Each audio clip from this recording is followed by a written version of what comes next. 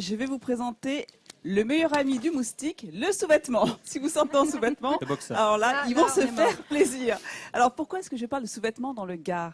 Parce que le leader français de sous-vêtements masculins, il est gardois. Il est installé à Émargues. Et aujourd'hui, il souhaite maintenant s'attaquer au marché féminin. Et oui, les femmes, on est plus dur à cerner. Non, pour être sincère, le marché est plus saturé. Et vous allez voir dans ce reportage que la confection d'un soutien-gorge demande beaucoup de travail. Le leader du sous-vêtement masculin Made in France se trouve ici, au cœur du Gard.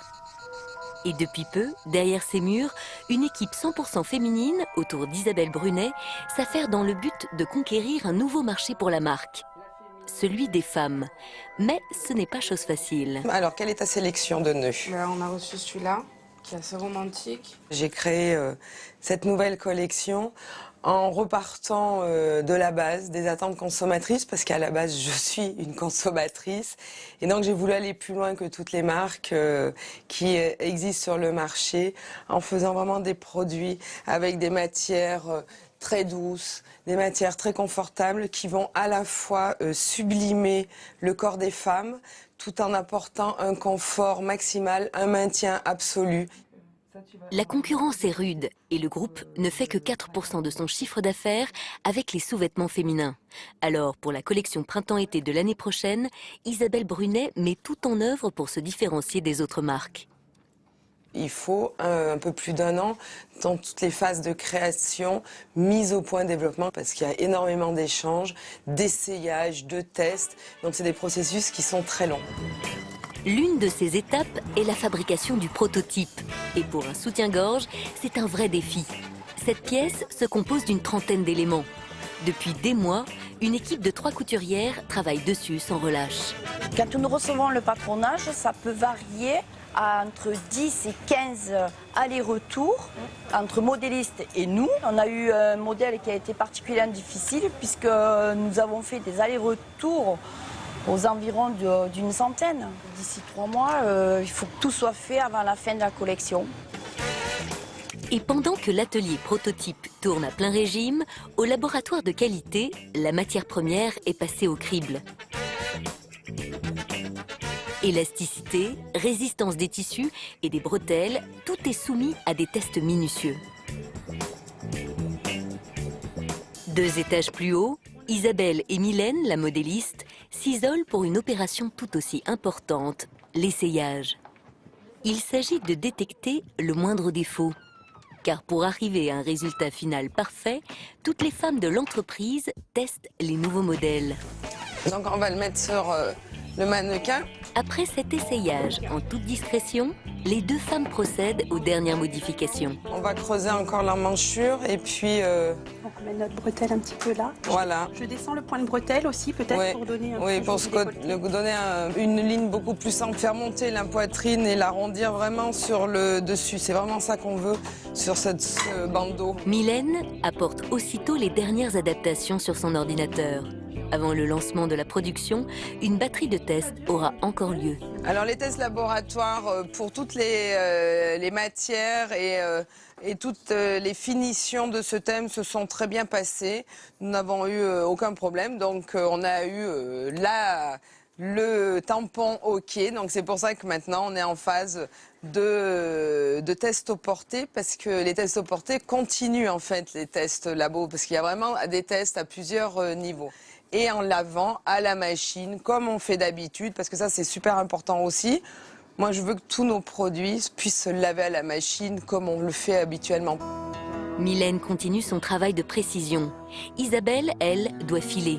Elle a rendez-vous avec le directeur de l'entreprise.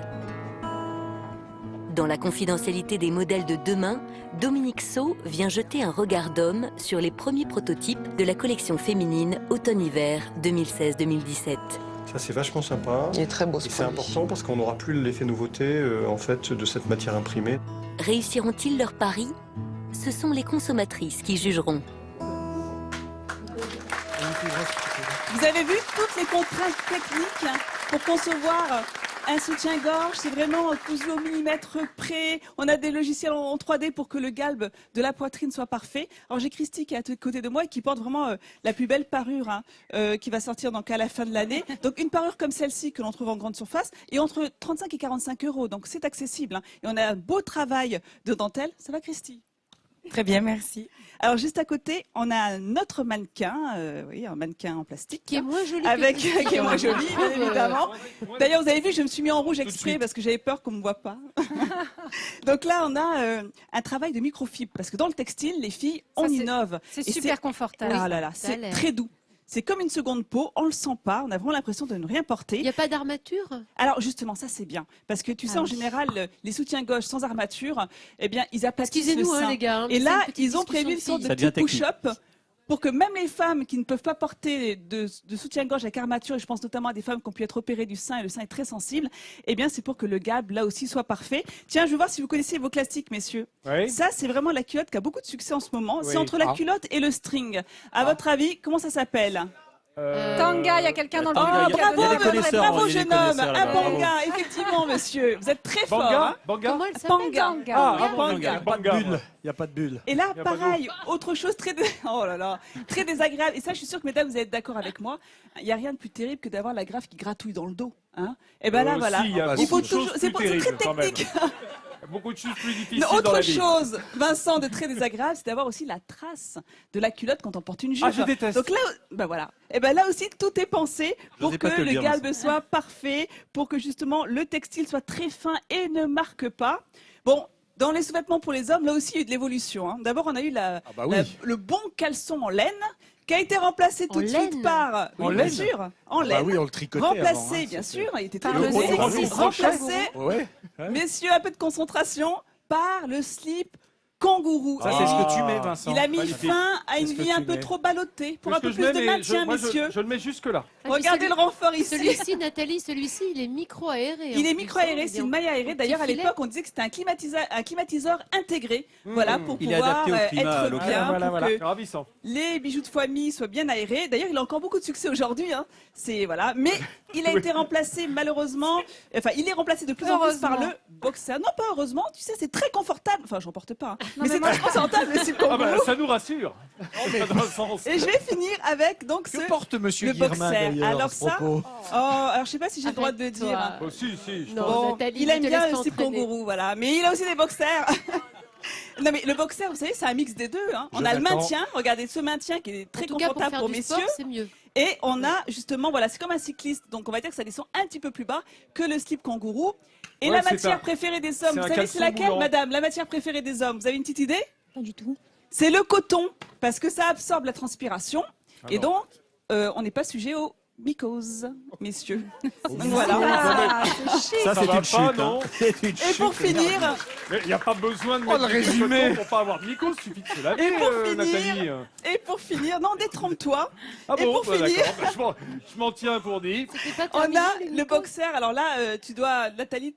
Tu vois, c'est un boxer pour les sportifs, hein, qui est en microfibre, là encore, c'est comme une seconde peau, qui est pensé de façon à ce que ce soit bien aéré de chaque côté, qu'on puisse faire du sport en oubliant son sous-vêtement, voilà. Jean-Seb, sauve ta camarade qui est experte en slip, mais j'ai pas de métier pour ça. Lâche pas de doge.